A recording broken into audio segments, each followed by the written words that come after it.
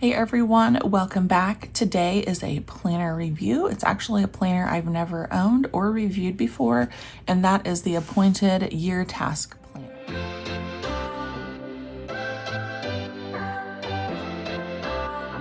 So let's go ahead and get started, and we'll talk about the cover and the binding first, and then we'll take a look inside. So you can see that this does have a wire O binding. However, this binding is very small, and that's actually kind of why I picked this planner. Typically, I want something on a larger coil. However, when I was thinking about what I wanted to use this for, I thought it would be good for a content planner. Now, it doesn't start until August, so in the meantime, I have been using my trusty Daily Duo, but I'll have a decision to make when it comes to August, and yeah, maybe that needs to be a separate video because I have some thoughts that I hadn't realized about my planner needs and multiple planners. But that is why I purchased this specific planner a few months ago. It has been sitting on my shelf and I've been waiting to review it for you. So that's a plus for me. I would not be using stickers in this, and I want it to be very portable and easy to put in my work bag without bulking things up. So a nice wire O binding that's very minimal and sleek. Now the cover is a like coated, very thick cardstock, maybe cardboard, definitely thicker than cardstock, and it has kind of like a linen feel to it. It does have the year and then the type of planner printed in gold on the front. I did pick this navy color. When you open it up, the inside is just a bright white. You can see that the paper is also a nice bright white, which I tend to prefer in a planner. It has their Appointed logo and again the type of planner. And then you go to your first kind of functional pages, which are the 25-26 yearly overview. This starts in August, but this, like the weekly starts in August, I'll show you that. But the yearly starts from January to December on both years. You do have a common conversion chart, and I thought this was genius for a planner. You do have a functional ruler down the side. So if you needed to measure something when you're out and you don't have something to do that with, this is going to come in handy. Your conversions go from Fahrenheit to Celsius, inches to centimeters, ounces to grams, and cups to milliliters. So you do have that. I've never seen that in a planner before. Again, this is their August start planner. So the first tab is August. The tabbed page is white and pretty thick paper / cardstock with a mylar coated tab. These are white with black lettering. So again, that sleek minimal vibe I was going for. And then behind that tab, you have another blank space. So you could do vision boards or anything, monthly notes that you wanted to over here. And then you do have a monthly goals, important date section. Again, very sleek and minimal, doesn't fill the whole page.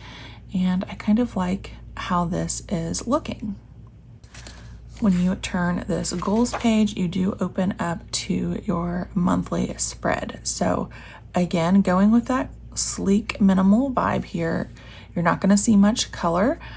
You do have the blank header up at the top, so no decoration, with the month abbreviation and the month number up here. The notes column is on the left on this planner. It is just a blank open space. Sunday start, I do not believe they have a Monday start option for this. And then at the bottom, more open space with the previous month and the upcoming month on the bottom section. You do have some holidays printed in very light gray. And when your days split, like the 24th and the 31st, you have a diagonal line to break that box up. All right, let's get into the meat of this planner. This is a weekly planner, and it is specifically designed as a task-oriented approach. So instead of just listing the days and hours, the appointed planner focuses on tasks and to-do lists. So that's what you see over here on this page. And that's perfect for goal-driven people. I think that was the purpose of this planner as I was doing a little bit of research, and emphasis on task tracking versus just appointments. And that's why I thought this would be a perfect layout for content planning, because I don't have a lot of timed appointments for content. I do some work for Planner Kate as well, and then this YouTube channel. So I might just have a couple of things on the daily that are day specific, but then really a lot of to-do lists. Look at each section here. So when you open up to your week, you have a blank sidebar, again with just the month and the mini calendar. I say this in every planner review that I do. I am a huge fan of mini calendars. I know not everyone is, but I really like that. Helps my brain keep track of where we're at within the month and within the year. You have a horizontal planning page over here with your week on one page, starting with Monday, ending with Sunday. And Saturday and Sunday kind of share a space, although there's not really a true hard break between days. Everything is the same kind of lined gray color with the dates and the days going down the left. Over here, we have what this planner focuses on, and that is task management. So at the top, you have your 4 main priorities for the week, a huge section for tasks, and then half your page is dedicated as a lined notes page. So you'll have the entire month of August here. You can see your holidays do show up on your weekly planning pages. We'll just flip through August so you can kind of get the feel for the flow of this planner. And then at the end of the month here, we have August 31st, and you turn and you have a lined notes page. And then that pattern is going to repeat. So you have your September tab, which is just blank cardstock, your September goals and important dates, followed by your September calendar, and then your September weekly pages. So let's flip all the way. I just want to also check, does it always end? Yeah, your month always has that one lined notes page at the end of the month. So that's nice. So let's flip to the end of this planner. It is a 12-month planner. So the last month you'll get in here is July. Get through our month and our weekly pages here for July.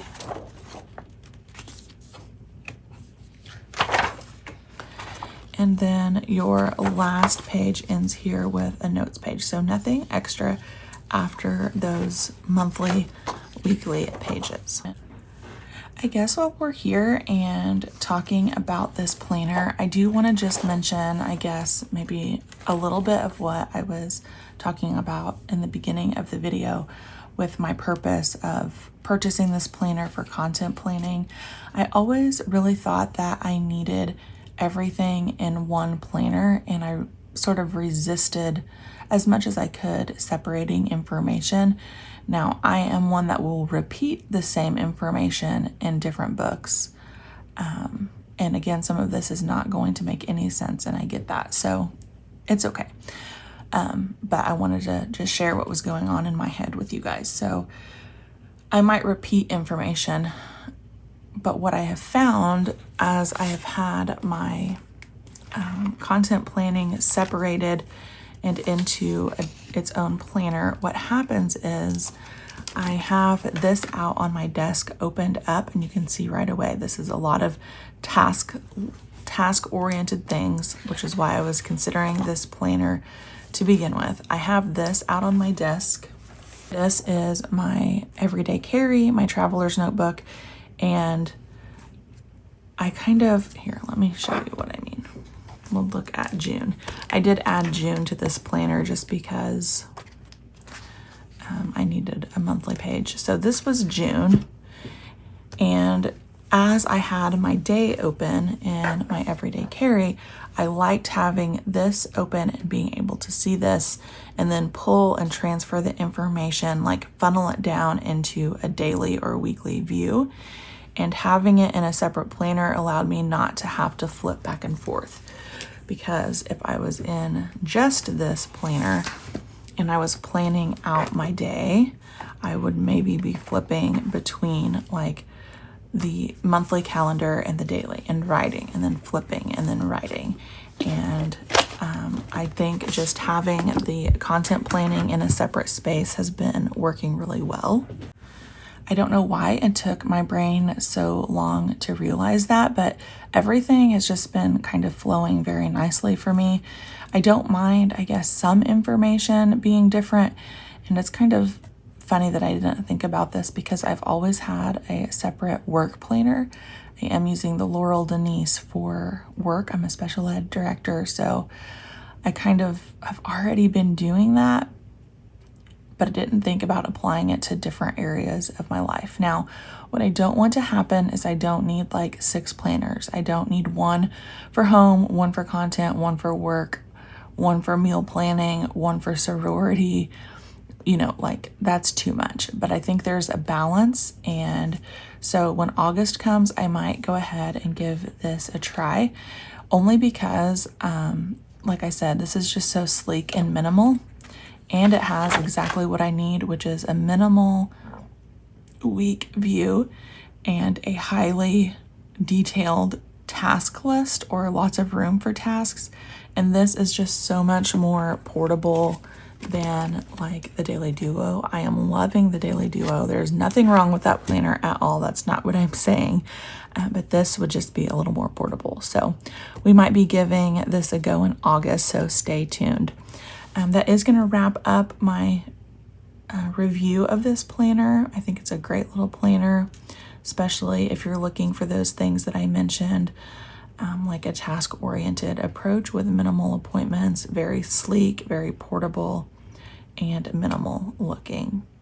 Let me know if you have any questions about the appointed planner. I will put links in the description below. I am not an affiliate, but hopefully there would be a sale that you could catch or something like that. And I'll put those details below if I have them. And thanks for joining me, and I'll see you back next time.